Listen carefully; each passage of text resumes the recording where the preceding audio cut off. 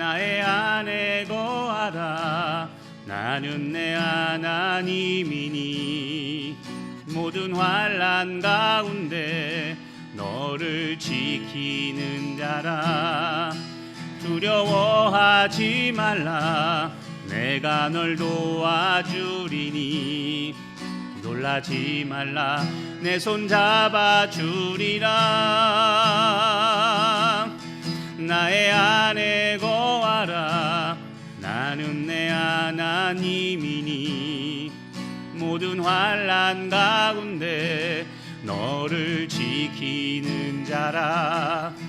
두려워하지 말라. 내가 널 도와주리니 놀라지 말라. 내 손 잡아주리라. 내가 너를 지명하여 불렀나니 너는 내 것이라. 내 것이라. 너의 하나님이라. 내가 너를 보배롭고 존귀하게 여기노라. 너를 사랑하는 내 여호와라. 내가 너를 지명하여 불렀나니 너는 내 것이라. 내 것이라. 너의 하나님이라. 내가 너를 보배롭고 존귀하게 여기노라. 너를 사랑하는 내 여호와라. 눈을 들어 주를 보라. 내 모든 염려 주께 맡겨라. 슬플 때에 주님의 얼굴 보라. 사랑의 주님 안식 주리라. 눈을 들어 주를 보라. 내 모든 염려 주께 맡겨라. 슬플 때에 주님의 얼굴 보라. 사랑의 주님 안식 주리라.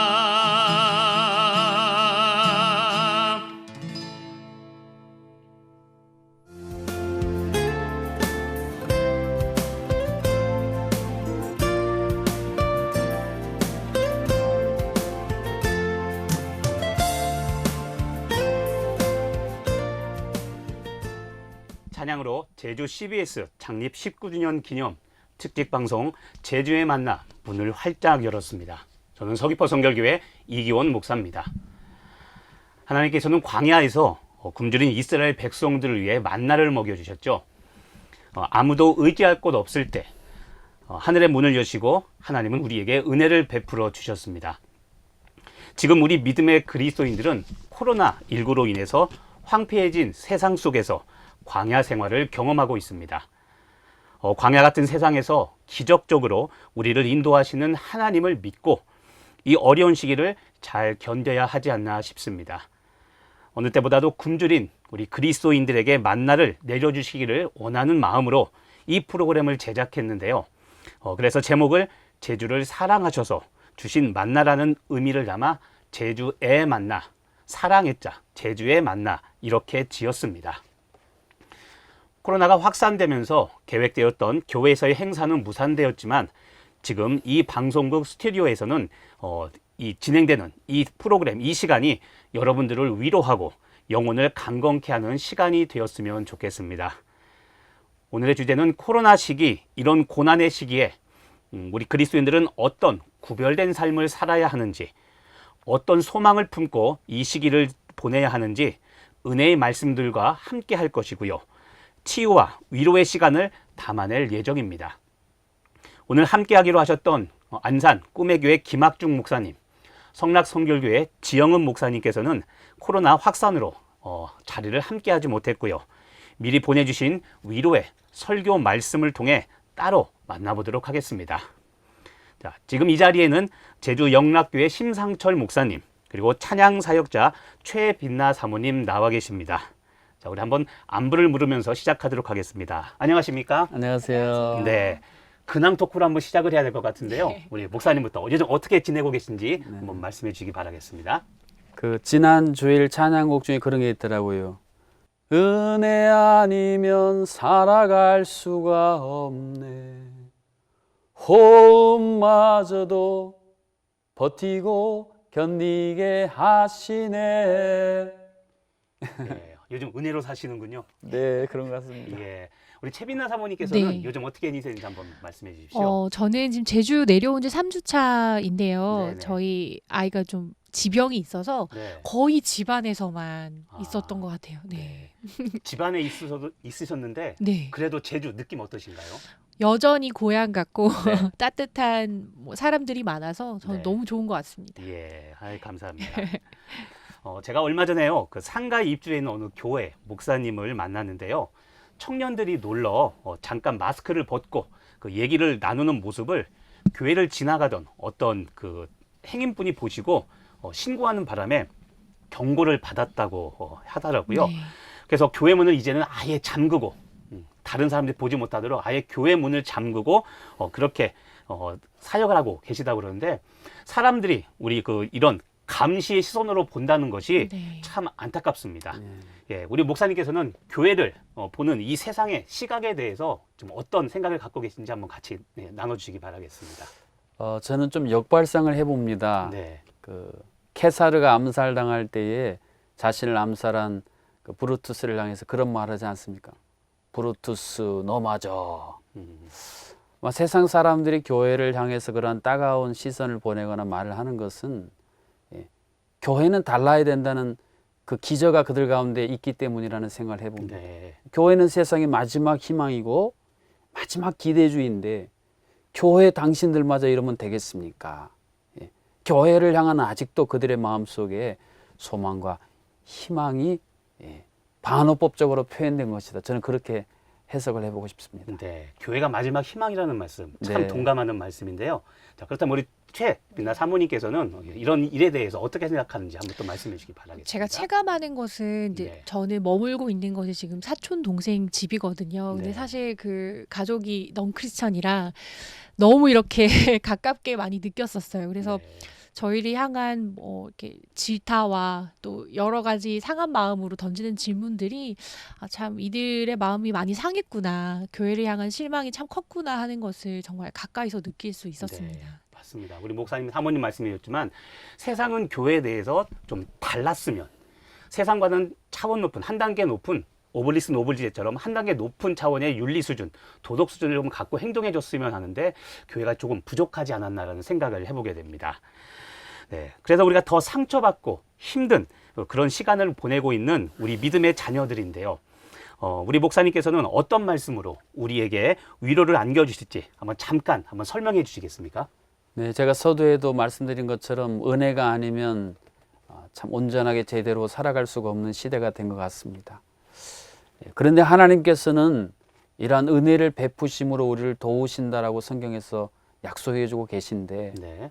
과연 누구에게 어떤 방식으로 은혜를 베푸시고 도우시는가 이것을 알게 되면 이 시대를 정말 버티고 견딜 수 있는 동력을 갖게 되지 않을까 네. 해서 그런 말씀을 준비해 봤습니다. 네. 도우시는 은혜라는 제목으로 말씀 전해 주신다고 하셨는데요. 우리 목사님 말씀 청해 듣도록 하겠습니다.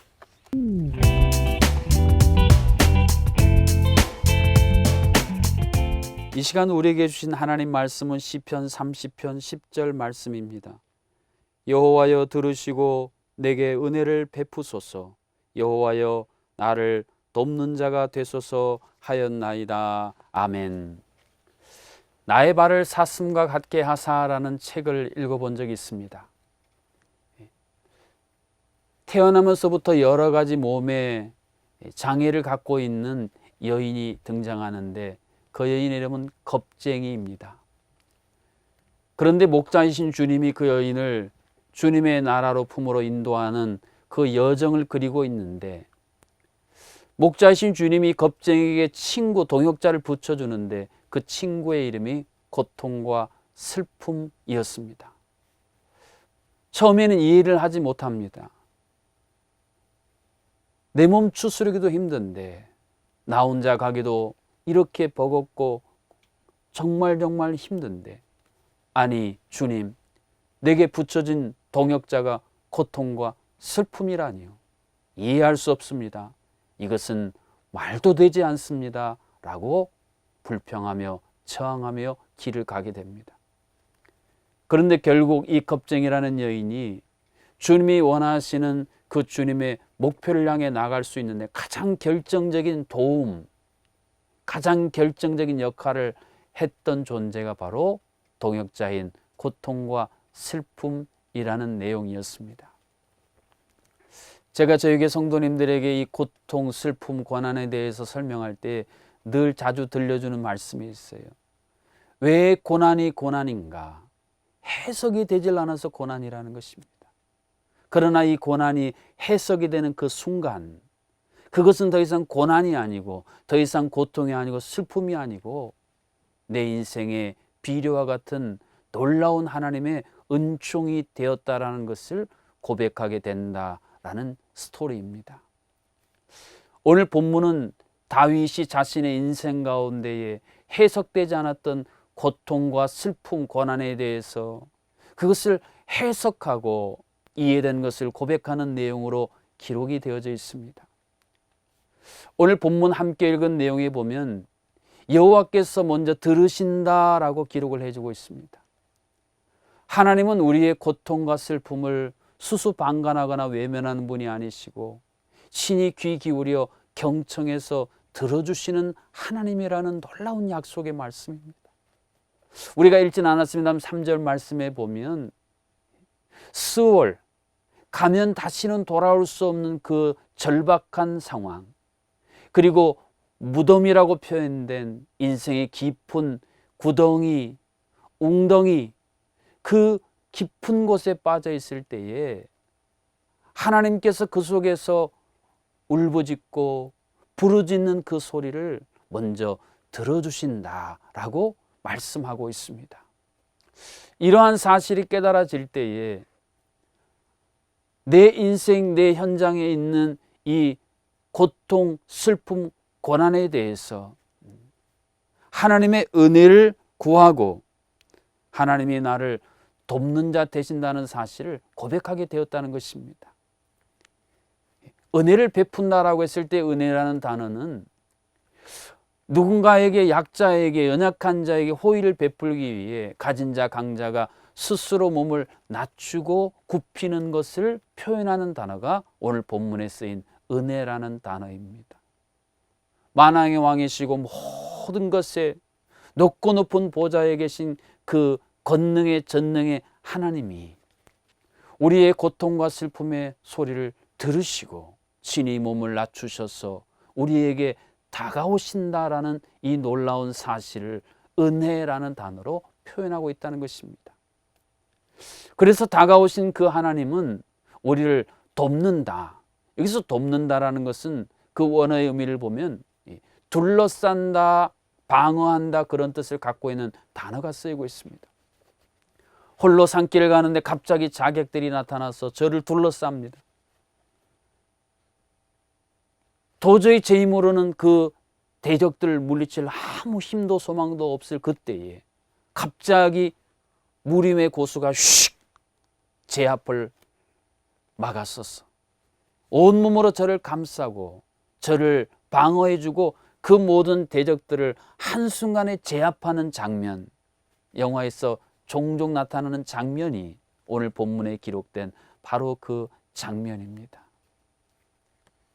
오늘 시인의 이 고백은 하늘 영광 보좌를 뒤로 하시고 우리의 고통과 슬픔을 친히 들으시고 우리 곁에 오셔서 골고다 언덕에서 죄의 총칼, 화살, 수많은 공격이 우리를 다 찢고 상할 그 상황에서 예수님이 온몸으로 우리를 보호하시고 둘러싸시고 방어하신 그 사건을 그대로 보여주고 있는 놀라운 은혜와 감동의 장면이 아닐 수 없습니다.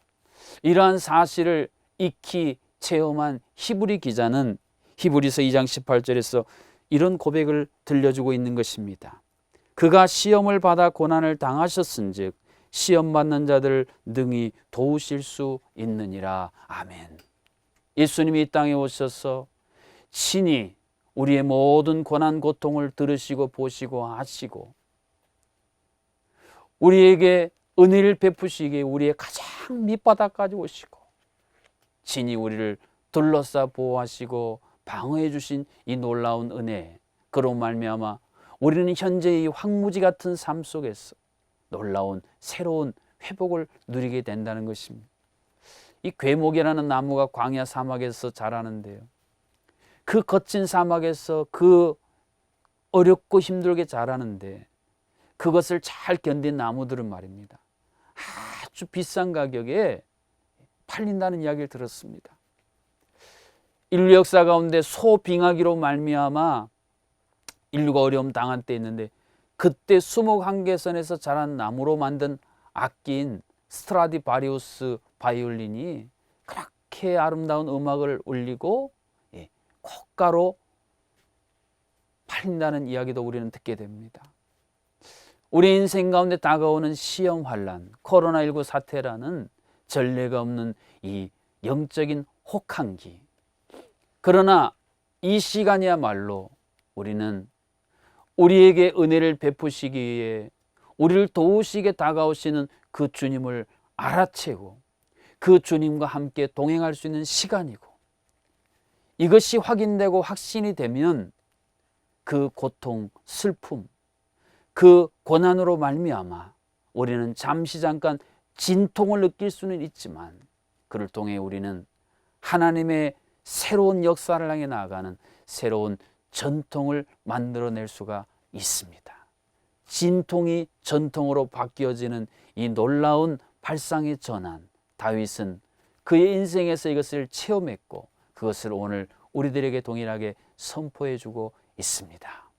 코로나19로 말미암아 극심한 진통을 당하고 영적인 혹한기에 움츠러들고 떨고 소외되는 것 같은 바로 이때야말로 모든 불순물들이 제거되고 세상 사람들은 흉내낼 수 없는 하나님의 나라의 그 놀라운 찬양, 그 놀라운 기쁨, 소망, 사랑을 이 세상에 울려 퍼지게 할 바로 그 기회라는 사실을 깨닫고 그 역사를 이뤄나가시는 우리 모든 성도님들이 되실 수 있기를 주님의 이름으로 축복합니다. 기도하시겠습니다. 살아계신 아버지 하나님, 우리의 고통과 슬픔을 아시고 들으시고 그런 우리를 친히 업으시고 안으시고 토닥여 주시기 위해 육신으로 이 땅에 오시고 우리를 친히 구원해 주신 도우시는 놀라운 은혜를 묵상했습니다. 하나님 아버지, 코로나19로 말미암아 코로나 블루에 빠져 고통과 슬픔의 탄식 가운데 살아가는 모든 이 땅의 백성들, 주의 사랑하는 자녀들, 주께서 다시 한번 긍휼히 여겨 주시고 우리에게 다시 한번 은혜로 다가와 주시고 친히 우리를 도우심으로 말미암아 아버지 하나님, 이 위기의 시대, 이 고난의 시대, 이 영적 혹한기 시대에 우리가 더욱더 하나님 앞에 준비되어진 하나님 나라의 아름다운 음악을 연주해내는, 그래서 절망하러 죽어가는 많은 사람들에게 새로운 희망을 전해줄 수 있는 귀한 제주 땅 이 나라의 민족 되게 하여 주시옵소서. 감사하고 예수님의 이름으로 기도하옵나이다. 아멘.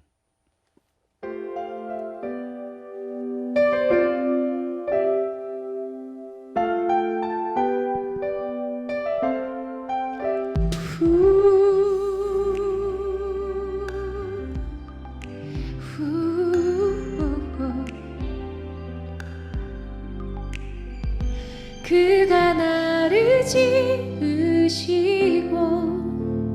나를 세우셨으니 나는 피조물,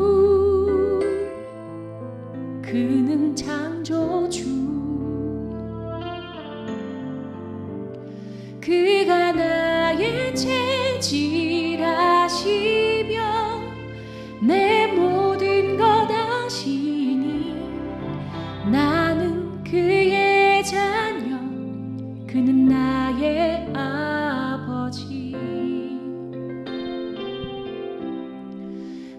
나를 향한 선하신 사랑으로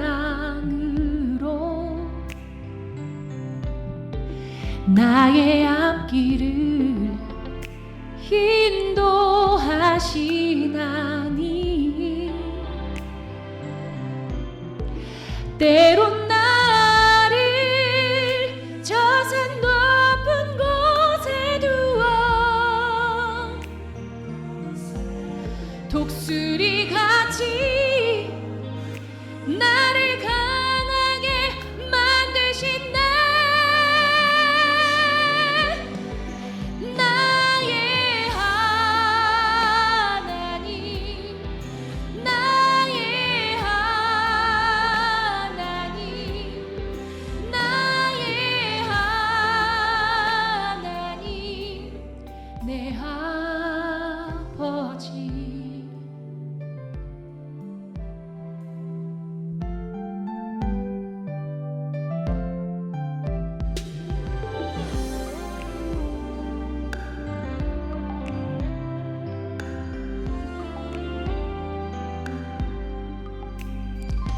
그가 나를 지키시고 나를 인도하시니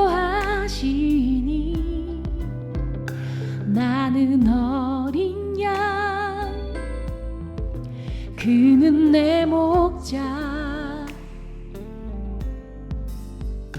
그가 나의 필요하시며 모두 채워주시니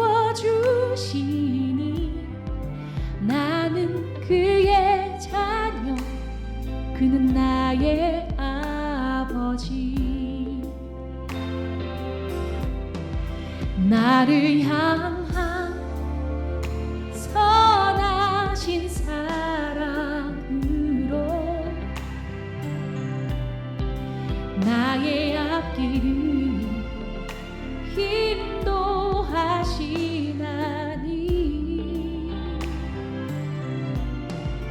때론 나를 저 산 높은 곳에 두어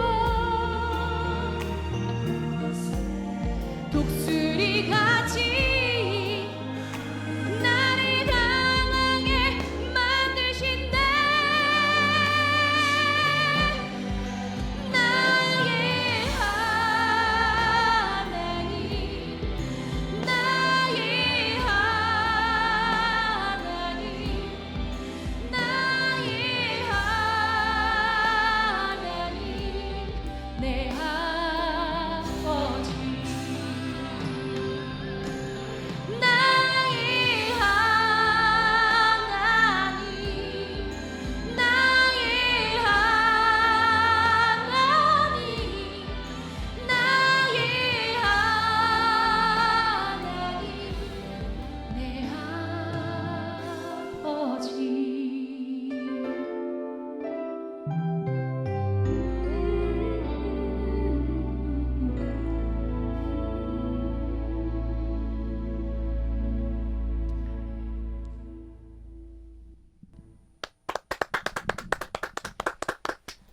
네, 우리 최민아 사부의 아버지라는 찬양을 들어봤습니다. 아버지, 언제 들어도 푸근하고 따뜻한 이름이죠. 우리 최민아 사모의 아버지라는 찬양이 우리 심상철 목사님의 설교 말씀과 더불어 우리에게 참 위안이 됐는데요. 자, 우리 조금 전에 우리 신 목사님께서 해주신 이 설교 말씀을 듣고 우리가 궁금한 것이 좀 있을 것 같습니다. 우리 사모님께서 한번 좀 질문해 주시면 감사하겠습니다. 네.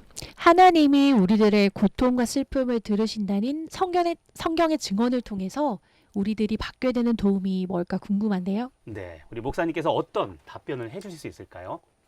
그 작년에 저희 교회에 공감 소통 대화법이라는 세미나를 한 적이 있습니다. 우리나라에 아주 전문적으로 하는 팀이 와서 저희 교인들 또 주변에 목회자들 같이 했는데 그때 들은 이야기입니다.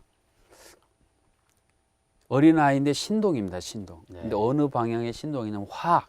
네. 화학 기호부터 해서 화학 반응 거의 대학 교수 실력의 화학적인 신동이 있었다는 거예요. 과학 천재군요. 네. 그래서 이제 조사를 해봤다면 도대체 이 영재 발굴단에서 이 영재력이 어디서 나왔는가. 근데 거기서 내린 결론이 뭐냐면 부모님이 그 아이를 경청해 주는, 어릴 때부터 경청해 주었던 그것에서 힘이 나온다는 거예요. 네. 근데 더 놀라운 사실은 이 부모님들 두 분이 청각장애 2급을 가지신, 그러니까 굉장히 거의 잘 안 들리시는 분들이라는 거예요. 네. 우리 생각하면은 뭐 잘 들리지도 않는 분이 무슨 경청을 하는가 그러는데, 그래서 이 부모님들이 잘 아이의 소리를 못 듣기 때문에 온 몸으로 들어주셨다는 거예요. 눈빛으로 들으시고 몸으로 들으시고 최선을 다해 들으시니, 이것이 이 아이 어렸을 때부터 이러한 영재성을 개발하는 큰 동력이 되었다는 거예요. 저는 그 이야기를 들으면서 그런 생각을 해봤습니다. 한 아이의 부모가 이렇게 경청해서 들을 때의 아이가 이러한 영재가 됐다면, 하나님이 우리를 경청해서 들어주신다는 사실을 알게 되면 당연히 우리 삶에도 감춰져 있던 놀라운 것들이 개발이 되고 묻혀졌던 것들이 다시 살아 일어나서, 마치 무덤에 있던 나사로가 살아 일어나서 풀어놓아 다니게 된 것처럼 그런 역사가 있게 된다는 확신을 갖게 됐습니다. 빅터 프랭클이 그런 말 하지 않습니까? 한 사람이라도 내 이야기를 귀 기울여 들어주는 사람 있으면 그 사람은 절대 낙심하거나 포기하지 않는다. 그래서 우리는 이 코로나 블루 시대에 우리를 경청하여 들으시는 하나님이라는 확신을 갖게 되면 그 코로나 블루에 우리가 침몰하지 않고 다시 구조선으로 재편해서 세상의 바다를 향해 희망을 갖고 나갈 수 있는 그 중요한 동력, 하나님이 오늘도 내 고통, 슬픔을 경청하신다, 이 확신이라는 생각을 해보게 됩니다. 네. 들으시는 하나님, 하나님께서 들으시는 것이 은혜라고 하셨는데요. 지금 말씀해 주신 경청이 이 고통과 슬픔을 이기게 하는 이거 큰 힘이 된다는 말씀이 아주 좋은 답변이 되었습니다. 우리 사모님, 또 다른 질문 있으면 한번 해주실까요? 네. 하나님이 우리를 도우시는 은혜를 베푸신다는 사실을 확신할 때 우리 삶에 펼쳐지는 새로운 역사라면 어떻게 얘기할 수 있을까요? 네, 비빌 언덕이 있는 소와 비빌 언덕이 없는 소는 다르다는 생각을 해보게 됩니다. 하나님께서 우리 인생 가운데에 친히 다가오시고 우리를 보호해 주시고 감싸 주신다는 이 사실을 확신하게 되면 그 자체가 우리의 삶을 치유하는 능력이 된다는 겁니다. 시집 가서 말 못하는 거 3년, 들어도 못 들은 척 3년, 봐도 못 본 척 3년 하는 이 며느리의 속을 다 상하고 상할 대로 상한 이 며느리가 어렵사리 허락을 받아서 친정의 어머니를 뵈러 가는데, 어머니가 동구 밖에 나와서 이 딸을 맞이하면서 다른 거 안 한다 그러더라고요. 그 딸을 꼭 안아주면서, 딸아 고생 많았지, 네가 말 안 해도 내가 네 마음 다 안다.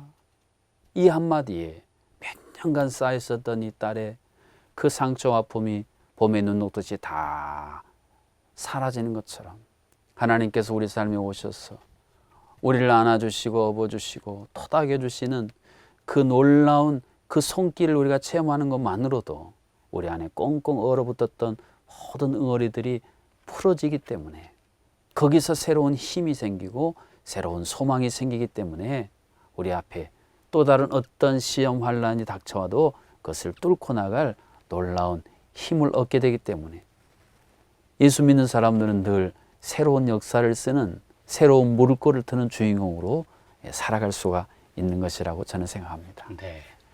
이어서 또 다른 한번 이야기를 해보겠는데요. 요즘 이런 말을 많이 매스컴에서 합니다. 교회발 코로나 확산. 코로나 확산은 다 알고 있는데 교회발이라는 거죠. 자, 교회발 코로나 확산, 이런 말이 참 가슴 아픈데요.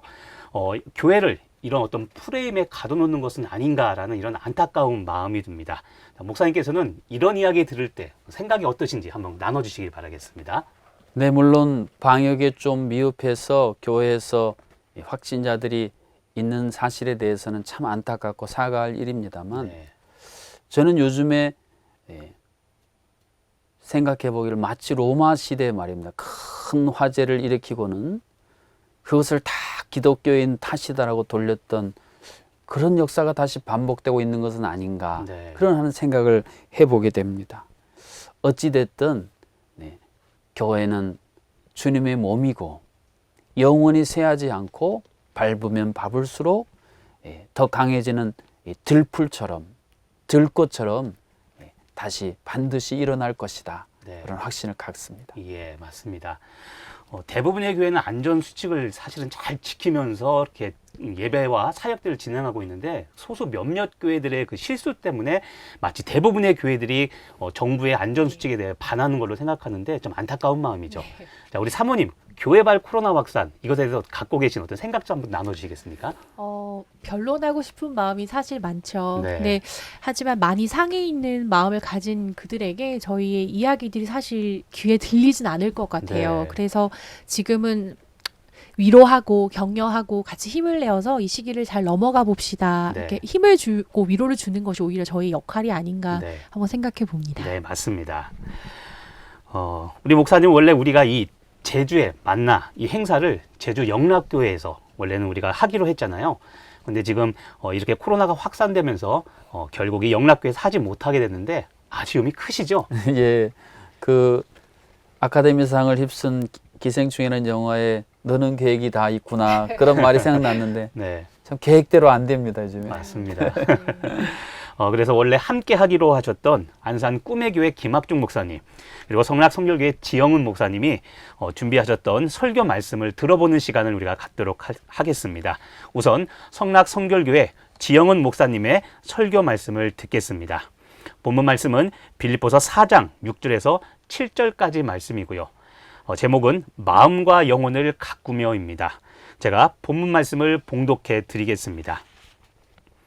아무것도 염려하지 말고 다만 모든 일에 기도와 간구로 저희 구할 것을 감사함으로 하나님께 아뢰라. 그리하면 모든 지각에 뛰어난 하나님의 평강이 그리스도 예수 안에서 너희 마음과 생각을 지키시리라. 아멘. 네. 그럼 성락 성결교회 지영은 목사님 설교 말씀을 듣겠습니다.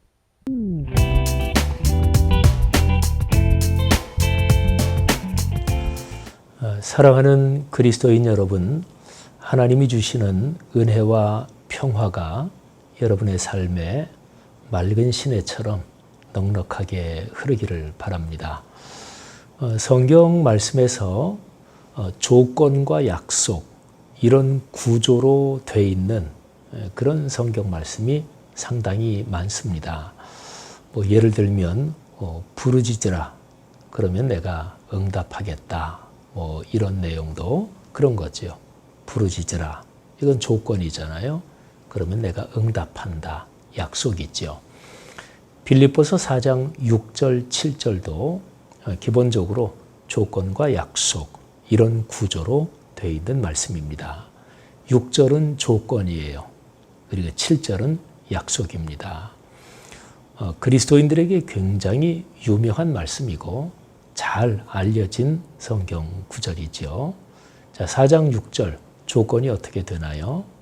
아무것도 염려하지 말고 오직 모든 일에 기도와 간구로 너희 구할 것을 감사함으로 하나님께 아뢰라.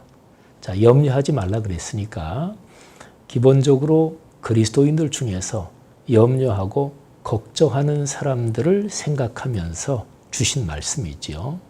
아무것도 염려하지 말라.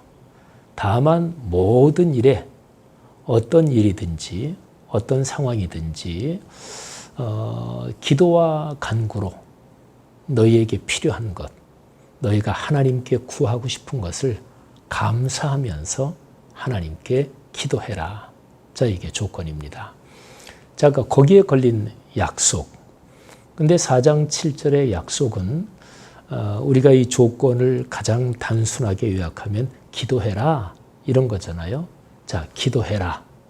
그러면 어떻게 될 거라고 약속이 나오리라고 보십니까? 사실은 우리 신앙인들은 기도하십시오. 너희가 기도하면 그러면 어떻게 해준다. 이거는 얘기 안 해도 벌써 머릿속에 해답이 있습니다. 자, 기도해라. 이게 조건인데 그러면 응답해 주신다. 이거잖아요. 그런데 그게 기본적으로는 맞아요. 4장 7절이 응답해 주신다고 하는 얘기긴 해요. 그런데 우리가 통상적으로 생각하고 있는 거하고는 좀 다릅니다. 자, 4장 7절 한번 잘 들어보세요. 그리하면 모든 지각에 뛰어난 하나님의 평강이 그리스도 예수 안에서 너희 마음과 생각을 지키시리라. 아멘. 여러분 어떠신가요? 4장 7절이 응답해 주신다 이런 얘기인가요? 자, 4장 6절 기도해라. 그러면 4장 7절 응답해 주신다. 근데 조금 다르지 않나요? 자, 4장 7절 말씀은요. 너희가 구체적으로 기도한 그 건에 대해서 응답해 주신다. 그런 내용은 4장 7절에 없습니다. 저는 이 빌립보서 4장 6절 7절을 제가 암송하고 묵상한 지가 아마 40년 넘었을 거예요. 저는 고등학교 1학년 때부터 예수를 믿었거든요. 그때가 74년도. 그러니까 예수를 믿고서 아마 얼마 지나지 않아서 이 구절을 제가 알았던 것 같아요. 정확하게 연도까지는 기억이 안 나지만 그러니까 저는 40 몇 년 동안 이 구절을 암송하면서 묵상하면서 그렇게 그리스도인으로 살아왔습니다. 그런데 한 10여 년 전인가요? 이 구절을 언젠가 한번 이렇게 묵상하다가 야, 이 구절이 내가 전에 생각하고 있던 거하고는 굉장히 많이 다르구나 하는 것을 갑자기 깨달았어요. 그게 아까 말씀드린 그거예요. 4장 6절 조건인데 기도해라. 4장 7절 그러면 우리 보통 생각하기를 응답해 주신다. 근데 그거하고 좀 다릅니다. 기도한 그 제목에 대해서 응답해 주신다. 요 얘기가 4장 7절에 없다니까요. 그렇잖아요. 모든 지각에 뛰어난 하나님의 평강이 하나님의 평화가 그리스도 예수 안에서 너희 마음과 생각을 지키신다 그랬어요. 기도한 건에 대해서 응답해 주신다는 게 아니라 마음과 생각을 지키신대요. 여러분, 이게 무슨 뜻일까요? 내가 경제적으로 지금 핍절해서 이게 가정 경제가 어려워져서 너무나 고통스러워요. 큰 문제지요. 내가 어떤 질병에 걸려서 지금 고통스러워요. 이거 큰 어려움이고 그리고 고통스럽잖아요. 그러면 그 문제를 놓고 기도합니다. 하나님, 경제적인 어려움이 풀리게 해 주십시오. 하나님, 이 질병에서 빨리 회복되게 해 주십시오. 그러면 구체적인 그 건에 대한 응답은 경제적인 어려움이 풀리고 돈이 생긴다든지 어디서 돈을 빌릴 때가 생겼다든지 또 질병 문제에 관해서는 질병이 치료됐다든지 이게 그 건에 대한 응답이잖아요. 근데 4장 7절은 그게 아니고 문제는 아직 해결되지 않았어요. 그런데 우리의 마음과 영혼 속에 하나님의 평화, 하나님의 평강이 맑은 시내처럼 흐르기 시작한다는 거예요. 문제는 아직 있어요. 현상적으로는 해결이 안 됐어요. 하지만 마음과 영혼에 하나님의 평화가 흐르기 시작하는 거예요. 이게 바로 4장 6, 7절입니다. 여러분, 이게 근원적인 해결입니다. 어떤 고통과 어려움과 고난이라는 것은 내가 그거를 어렵다, 힘들다, 견디지 못할 것 같다 이러니까 그게 문제인 거예요. 그런데 어려움과 고난이 오는데 우리의 마음속에서 야, 이거 뭐 넉넉히 이기지. 야, 하나님께서 어떻게 이거를 풀어주실지 기대가 되네, 설레네. 그러면 그건 이미 어려움이 아닙니다. 이미 고난이 아니잖아요. 그 문제는 이미 넘어선 거예요. 마음에 하나님이 주시는 평안, 그 기쁨이 강처럼 흐르기 시작하고 그러면 이제 그 다음에 실제적으로 현실적으로 그 문제가 해결되는 거지요.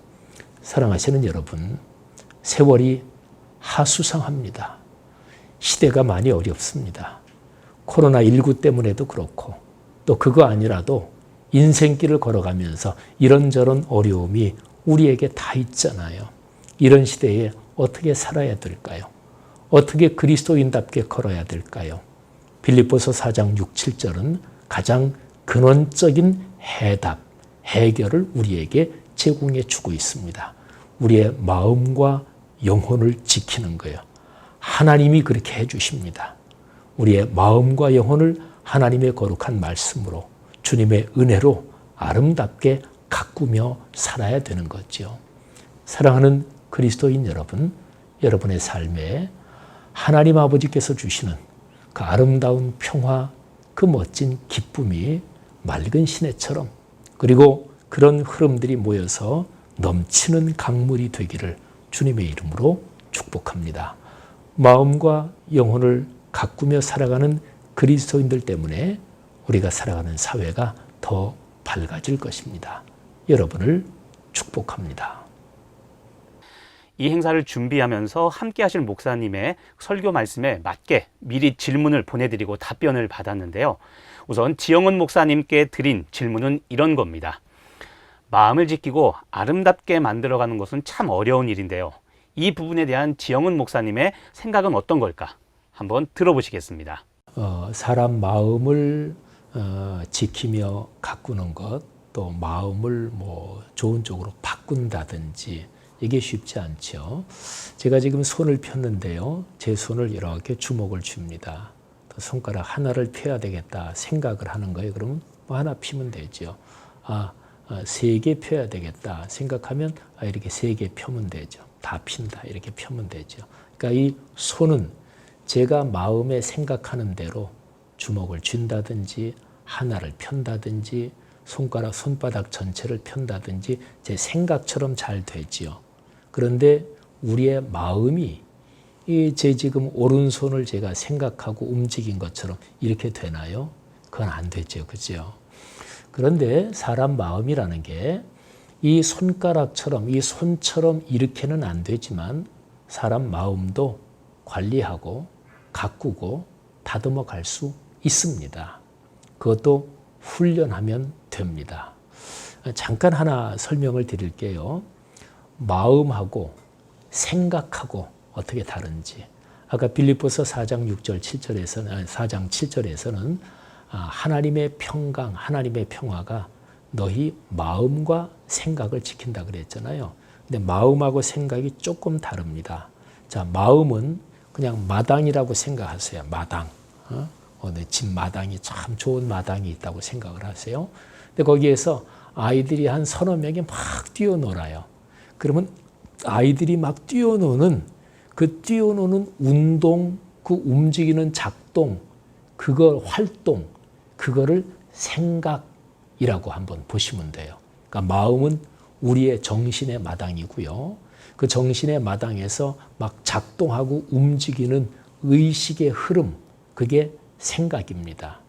사람은요, 고통스럽다, 아예 못 살겠다, 또는 반대로 행복하다, 어쩌면 요즘 이렇게 내 삶이 즐거울까, 그런 게 이 마음이라는 마당에서 움직이는 생각 때문에 그렇거든요. 그러니까 하나님의 평화가 그 마음과 생각을 지키신대요. 그러면 게임이 끝난 거잖아요. 그죠? 자, 그러면 질문하신 거, 어떻게 하면 마음과 생각을 구체적으로 지키며 가꿀 수 있느냐? 우리의 마음, 그 마음의 생각에 하나님의 말씀이 움직이도록 해야 됩니다. 말하자면 하나님의 거룩한 말씀, 66권 성경 말씀을 묵상하는 것입니다. 공예배의 설교 말씀을 듣고 묵상하는 거, 또 개인적으로 말씀을 묵상하는 거, 그런 건데요. 말씀을 묵상할 때 우리의 생각, 우리의 정신의 작용에서 하나님의 말씀이 늘 점점 더 연관이 되는 거죠. 이게 바로 기독교적인 가치관, 기독교적인 세계관으로 산다, 그런 뜻입니다. 그런 사람이 복이 있어요. 시편 1편이 그런 뜻입니다. 복 있는 사람은 3가지를 안 한다. 그리고서 하는 얘기가 오직 여호와의 율법을, 그러니까 하나님의 거룩한 말씀을 주야로 묵상한다. 그러니까 늘 묵상하며 삶의 여정을 걸어가는 사람이다. 그런 거죠. 자, 요점을 정리하면 그렇습니다. 마음의 생각, 마음과 생각을 지키며 가꾸는 구체적인 방법은 66권 성경 말씀을 묵상하는 거다. 그리고 구체적인 이 방법은요, 공예배에서 선포되는 말씀, 그리고 개인의 말씀 묵상, 이렇게 된다. 그렇게 얘기할 수가 있습니다. 네, 지영우 목사님께서 보내오신 답변 잘 들었습니다.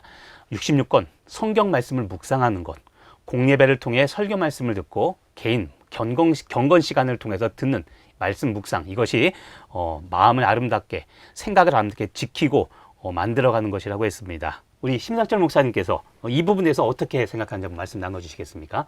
제가 육지에서 목회할 때에 방문하다가 어떤 사업장을 봤는데 영어 학원인데요. 이렇게 써 있더라고요. 영어로 of English, for English, by English. 근데 그 밑에 한글로 해석해 놓은 이름이 아주 가관이었어요. 이 바보야. 중요한 건 해석이야. 이게 한글 이름이더라고요. 네. 우리가 마음과 생각을 지킨다고 할 때에 우리가 하나님 말씀을 묵상하기도 하지만 말입니다. 우리가 날마다 형식적으로 습관적으로 그냥 말씀을 접하지 말고 유레카, 아르키메데스가 늘 다니던 목욕탕에서 갑자기 유레카 해석이 될 때에 큰 새로운 역사가 이루어진 것처럼 사실은 이 고난과 재난의 시기라고 하는 것은 그런 특별한 해석을 하나님께서 우리에게 들려줄 수 있는 시기다. 그래서 하나님께서 내가 직면한 이 고난과 아픔으로 말미암아 지치고 상하고 상처받은 이 마음과 생각을 하나님이 주신 이 해석의 새로운 렌즈를 가지고 바라보는 것이 또한 필요하다는 생각을 저는 해보게 됩니다. 네, 특별한 해석이다. 말씀 묵상은 참 좋은 말씀인 것 같습니다. 우리 최빈나 사모님, 우리가 지영은 목사님께서 미리 보내드린 두 번째 질문 한번 읽어주시겠습니까? 네. 목사님께서 설교에서 근원적인 해결이란 표현을 쓰셨는데 구체적으로 어떤 의미인가요? 하는 질문입니다. 네. 그럼 우리 성락 성결교회 지영은 목사님의 답변 한번 들어보시죠. 예, 그 어떤 문제가 있을 때 그 문제를 해결하는 방법은요, 그 문제의 현상을 해결하는 게 있고, 그 다음에 그 문제의 뿌리를 해결하는 것이 있습니다. 예를 들면 두통이 있다. 그럴 때 대증요법, 그러니까 증상을 해결하는 현상적인 해결이죠. 대증요법은 그러면 진통제 드시면 되죠. 그러면 진통 효과가 있으니까 두통이 사라지죠. 그런데 그거는 근원적인 해결은 아닙니다. 두통이 몸 자세가 잘못해서 통증이 올 수도 있고 뭐 다른 원인도 있을 수 있고 더 정신적으로 너무나 많이 신경을 써서 두통이 올 수도 있지요. 그러니까 이 두통을 근원적으로 해결하려면 정확하게 진단을 해서 그 근본 원인을 해결해야 되는 거죠. 마찬가지입니다. 사람의 삶에서 문제가 뭔가요? 이 문제라는 것을 정의하면 정확하게 그 정체를 한번 밝히면 사람이 느끼기에 힘든 거예요. 느끼기에 고통스러운 거예요. 불편한 거예요. 그걸 문제라고 그래요. 그런데 내가 느끼기에, 인식하기에, 내가 이렇게 받아들이기에 힘들다, 거북하다, 고통스럽다 이런 거거든요. 근데 내가 느낀다, 받아들인다, 이게 마음과 그 마음에서 작동하는 생각, 거기에서 일어나는 거예요. 그러니까 마음과 생각이 이게 바뀌잖아요. 마음과 생각 그 영역을 지키잖아요. 그러면 사람이 힘들다, 괴롭다 이렇게 느끼지 않을 수가 있는 거예요. 그러니까 말하자면 우리가 뭐 경제적으로 어렵다, 누구랑 관계가 틀어져서 지금 복잡해 죽겠다, 또는 몸이 어디가 아프다 이런 거에서 내 마음과 생각에 하나님의 평화가 깃들면 이거는 그 건건의 문제가 해결되기 이전에 그보다 더 근원적인 차원에서 근원적으로 해결이 되는 거죠. 내가 몸이 아프다. 근데 하나님이 이 몸이 아픈 거를 통해서 내게 더 큰 복을 주실 거야. 예를 들면 어떤 병 때문에 우리가 미리 예방주사를 맞을 수 있잖아요. 그러면 예방주사를 맞으면 잠깐 하루 이틀 열이 나고 조금 아플 수 있어요. 그런데 열이 나고 아플 때 우리가 생각하기를 예방주사 괜히 맞았다 이러는 사람 없죠.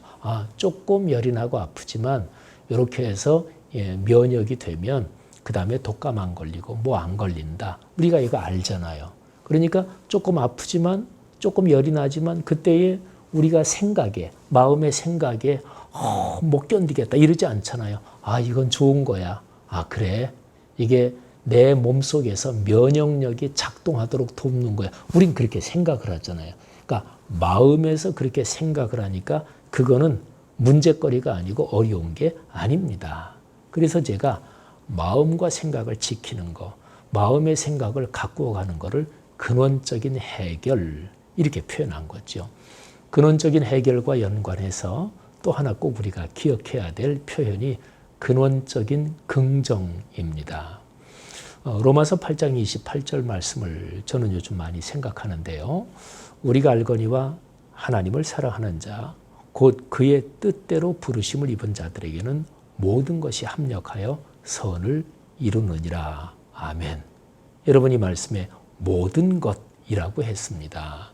그러니까 내가 이거는 결국엔 내 삶이 잘 되는데 필요할 거야. 이거는 이거는 백해무익해. 내가 그렇게 판단하면 안 돼요. 하나님의 말씀에서 모든 것이라고 했으니까. 그러니까 내 삶에 부딪혀오는 어떤 어려움이든지 그게 합력해서 선을 이룬다. 이런 메시지죠. 저는 그 말씀이 얼마나 좋은지 몰라요. 여러분, 이렇게 본다면 하나님께서는 우리 삶을 긍정적인 방향으로, 참 좋은 방향으로 이끌어 가시고 은혜를 주시는 분이셔요. 그러니까 그 하나님을 믿는다. 그러면 그 사람은 근원적인 긍정의 인생관을 가질 수 있습니다. 바로 근원적인 해결 연관되는 단어로 근원적인 긍정의 신앙, 근원적인 긍정의 삶의 어떤 인생관을 가지게 되는 거죠. 요즘 쉽지 않은 시절 그런 근원적인 해결, 또 근원적인 긍정의 신앙을 가지고 이겨냈으면 참 좋겠습니다. 자, 그럼 마지막으로 안산 꿈의교회 김학중 목사님의 설교 들어보도록 하겠습니다. 위태로움이 기회다라는 제목의 말씀이고요. 성경 구절은 사도행전 8장 4절에서 6절의 말씀입니다. 그 흩어진 사람들이 두루 다니며 복음의 말씀을 전할세 빌립이 사마리아 성에 내려가 그리스도를 백성에게 전파하니 무리가 빌립의 말도 듣고 행하는 표적도 듣고 한 마음으로 그가 하는 말을 따르더라.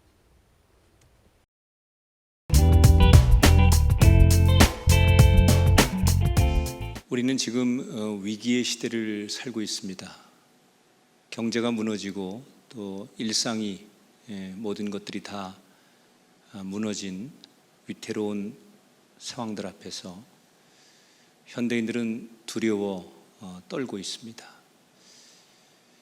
코로나19가 가져온 이 위기 앞에서 우리가 도대체 어떻게 대처하고 살아가야 될까? 성경에 나오는 위대한 인생들을 보면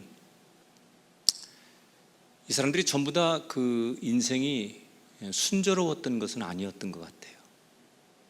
다윗처럼 목숨이 위태로운 경우도 있었을 것이고 여러 위인들이 다양한 어려움들이 있었습니다. 근데 그들이 왜 결국 위대해지느냐? 그 위태로움을 딛고 오히려 새로운 기회로 모든 것을 만들었기 때문입니다. 오늘 우리가 만날 사도행전 8장에 그리스도인들도 바로 그런 사람들 아니겠습니까? 오순절 날에 임하신 성령의 역사로 예루살렘 교회는 놀랍게 부흥을 합니다. 그리고 지금부터 좋은 일만 있을 줄 알았습니다. 그런데 그들에게 뜻하지 않은 그 위기가 찾아오는데 유대교의 박해로 교회 7집사 중에 하나였던 스데반이 순교를 합니다. 여러분, 스데반 정도라면 하나님께서 죽게 하면 안 되는 거 아닙니까? 그런데 허망하게 스데반이 죽었습니다. 이 상황 앞에 어떤 교인들은 너무나 어처구니가 없으니까 절망하고 두려워하고 또 하나님을 원망하는 사람들도 있었습니다. 그런데 이 슬픔도 사치였습니다. 그들이 하나님을 원망하고 두려워하는 것도 오래 갈 수가 없었습니다. 왜냐하면 사울이라고 하는 사람의 주도 아래 그리스도인들에 대한, 교회에 대한 핍박이 시작이 되는 거예요. 얼마나 핍박이 심했는지 대다수의 교인들은 여기저기로 흩어지고 도망쳐야 했습니다. 이때 교인들의 심정이 어땠을 것 같습니까? 스데반이 죽고 이게 뭔가 마음 정리할 시간도 없이 박해를 당하면서 그냥 뿔뿔이 도망치는 신세. 보통 사람들 같으면 너무나 당황스럽고 또 두렵고 절망하고 더 이상 아마 하나님 앞에 돌아올 생각을 안 했을 거예요. 신세를 한탄하거나 누군가를 원망했겠죠. 그런데 오늘 성경의 예루살렘 교인들은 다른 모습을 보여줘요. 자, 사도행전 8장 4절에 보니까 제가 봉독할게요. 그 흩어진 사람들이 두루다니며 복음의 말씀을 전할세. 여러분 보십시오. 그들은 낙담하지 않습니다. 신세를 한탄하지 않습니다. 그렇다고 해서 그들이 기뻐 춤췄느냐? 아닙니다. 실제로는 너무나 힘들고 고통스러웠습니다. 그러나 그 힘들고 고통스러운 순간을 신앙으로 버티는 거예요. 힘들기 때문에 더 열심히 예비하고 고통스럽기 때문에 더 하나님 앞에 부르짖고 기도하고 힘들기 때문에 사람들에게 더더욱 다가가서 삶으로 말로 예수님을 전했어요. 그랬더니 어떤 기적이 일어나는지 볼까요? 오늘 7절 8절에 보니까 더러운 귀신들이 크게 소리를 지르며 나가고 또 많은 중풍병자와 못 걷는 사람이 나오니 그 성에 큰 기쁨이 있더라. 귀신들이 나가고 병 고침을 받습니다. 몸과 영혼이 치유됩니다. 새 삶을 얻은 사람들이 기뻐하고 예수 그리스도를 믿기 시작하죠. 자, 믿는 사람들이 예수님을 따르면서 새로운 교회가 여기저기 곳곳에 생깁니다. 지금 교회와 인생의 위태로운 순간이 오히려 지나고 나니까 더 많은 교회가 세워지고 부흥되는 기회가 되었어요. 지금 우리가 얘기하는 이 이야기 속에 비결이 뭡니까? 분명히 상황은 최악이었는데 결과는 더 좋았다. 그 비결이 뭡니까? 힘들수록 어려울수록 더 믿음대로 살았다는 거예요. 힘들기 때문에 더 예배하고 고달프기 때문에 더 찬송하고 부르짖어 기도하고 예수님 마음으로 살려고 했더니 하나님께서 그들을 다시 일으키시고 놀라운 주역이 되도록 그들을 만들어 주셨어요. 지금 우리는 모두가 다 어렵다고 말하고 있습니다. 코로나19라는 말만 들어도 이제는 지긋지긋할 정도로 우리는 한숨이 나오고 생각하고 싶지 않을 만큼 너무나 지쳐 있습니다. 이제는 어떤 사람 가운데 예수 믿는 것을 자랑스럽게 말할 수 없는 세상이 되었다고 한탄하는 사람도 제 주변에 많아요. 도대체 이럴 때 우린 뭘 하고 어떻게 해야 되냐고 많은 분들이 자조 섞인 질문을 합니다. 그러나 저는 분명히 여러분에게 말하고 싶습니다. 지금 상황을 두려워하거나 절대로 절망하거나 당황하지 마십시오. 위태롭다고 생각될 때 그때는 신앙의 본질로 돌아가는 거예요.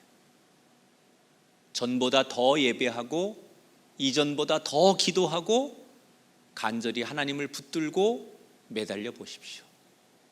그러면 그때는 하나님이 우리를 일으키실 것입니다. 그때는 우리가 길을 내는 것이 아니라 하나님께서 길을 내주실 것입니다.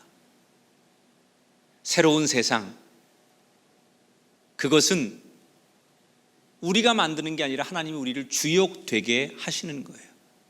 바라기는 이 위기가 그저 우리를 두렵게 하는 위태로운 때로 남지 않고 오히려 강건한 믿음의 계기가 되어서 위태로움을 기회로 바꾸는 인생과 가정이 되기를 주님의 이름으로 축원합니다. 우리 함께 이 시간 기도하겠습니다. 하나님, 우리가 두렵지만 두려움으로만 떨고 있는 인생 되지 않고 하나님을 붙들기를 원합니다. 더 열심히 예배하고 더 열심히 기도하고 믿는 대로 사는 저희가 되어서 이 풍랑이 전화위복이 되는 그리스도인들이 다 되게 하여 주시옵소서.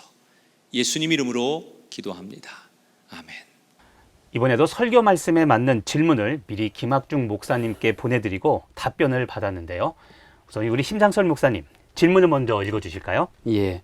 원망하기보다 모이고 전도하라는 것이 말은 쉽지만 실제로는 어렵다.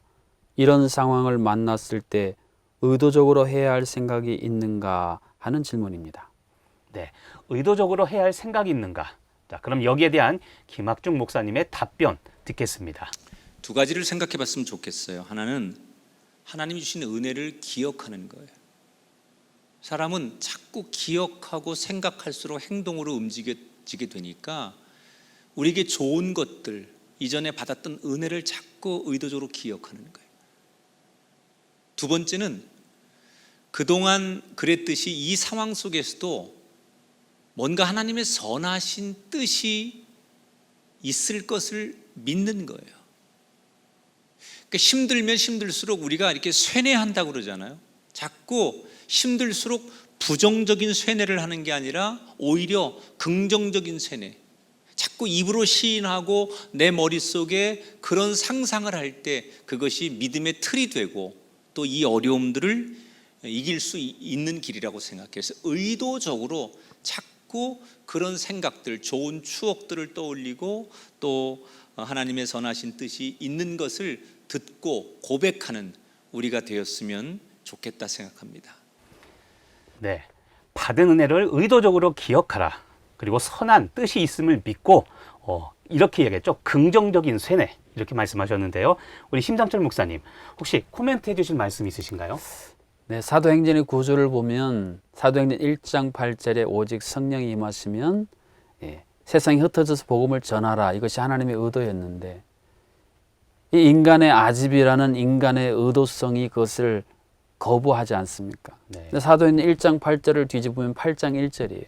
그때 박해가 시작되고 그 빌립 집사님이 그때 이제 사마리아에 가서 복음을 전하는 시작이 되어집니다. 네. 그래서 인간이 갖고 있는 이 아집이라는 의도성을 하나님이 갖고 계신 하나님의 비전이라는 의도성으로 이 패러다임을 시프트하는 거, 전환시키는 거, 이것이 필요하다는 생각을 해봅니다. 네, 좋은 말씀이었습니다. 그 다음 질문은 우리 최빈나 사모님이 한번 읽어주시겠습니까? 네. 코로나19로 사회 각계에서 비대면 예배에 대한 종용이 이루어지고 있는데 그래서 교회가 위기를 맞았다고 합니다. 목사님은 위기라고 보십니까? 기회라고 보십니까? 하는 질문이었습니다. 네, 아주 좋은 질문인데요. 자, 우리 김학중 목사님의 답변을 먼저 들어보겠습니다. 어떻게 바라보냐에 따라 다르죠. 근데 저는 절대 기회로 보고 싶어요.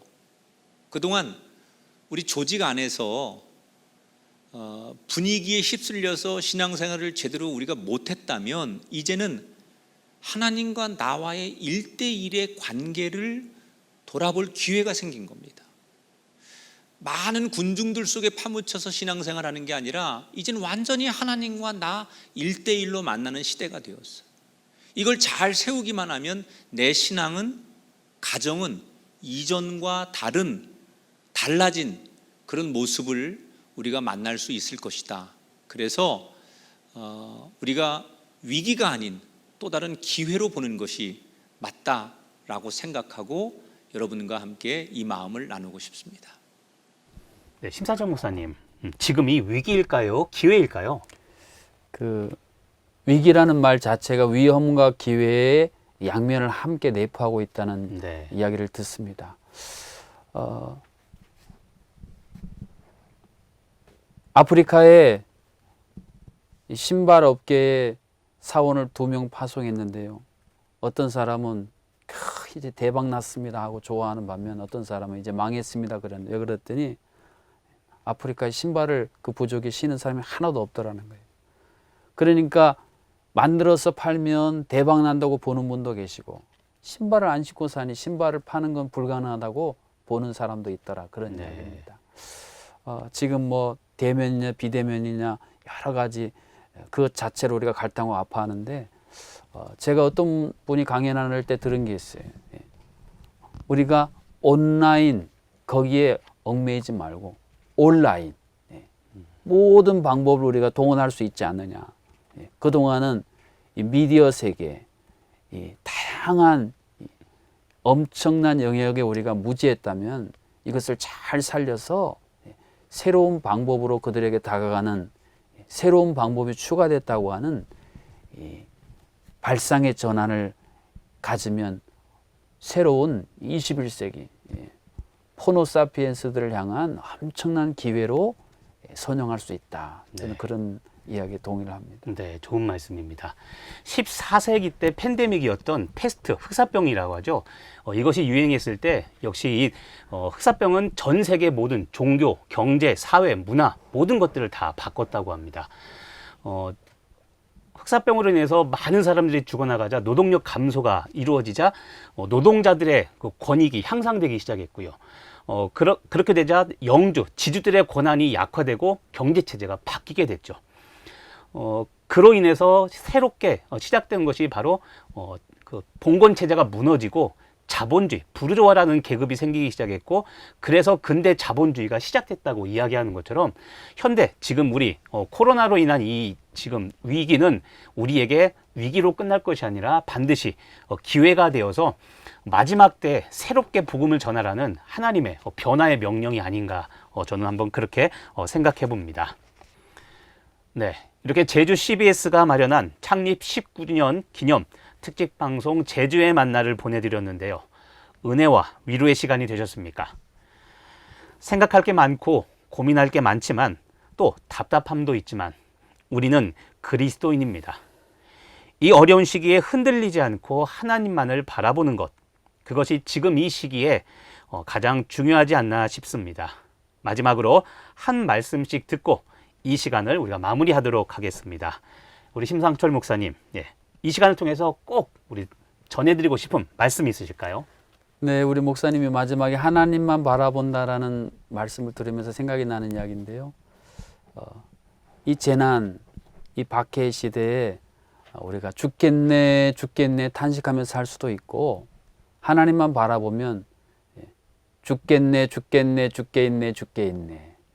모든 것이 죽게 있네. 하나님을 바라보는 것이 마치 비행기가 말입니다.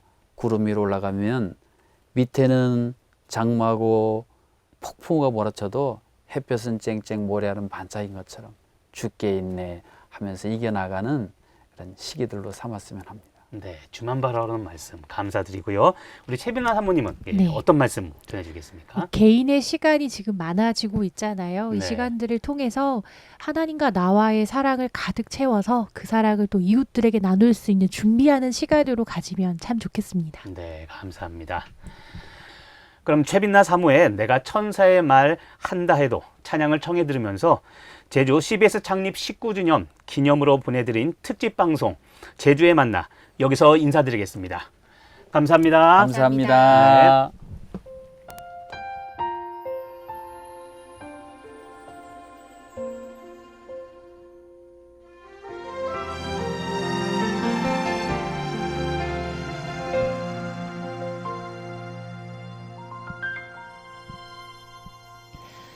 내가 천사의 말 한다 해도 내 맘에 사랑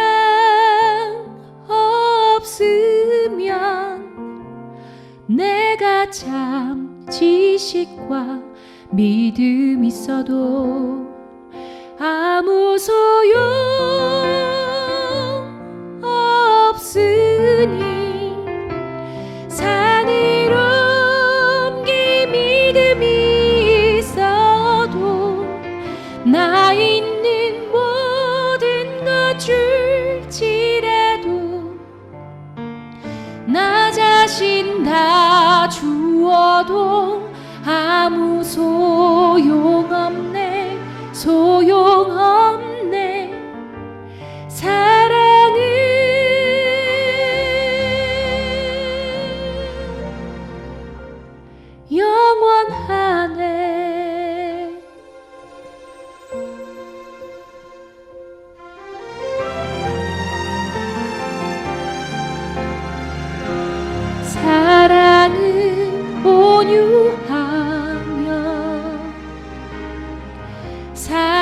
세상은 자랑치 않으며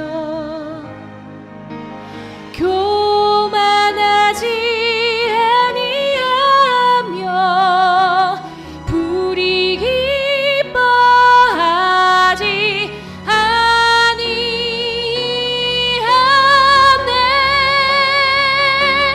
내가 천사의 말 한다 해도 내 맘에 사랑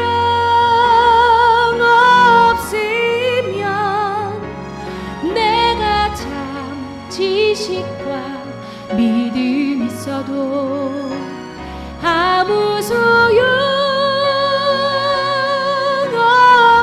없으니 산을 옮기 믿음이 있어도 나 있는 모든 것 줄지라도 나 자신 다 주어도 아무 소용없네. 소용없네. 사랑은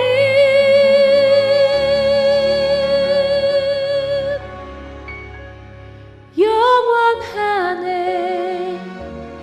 영원하네.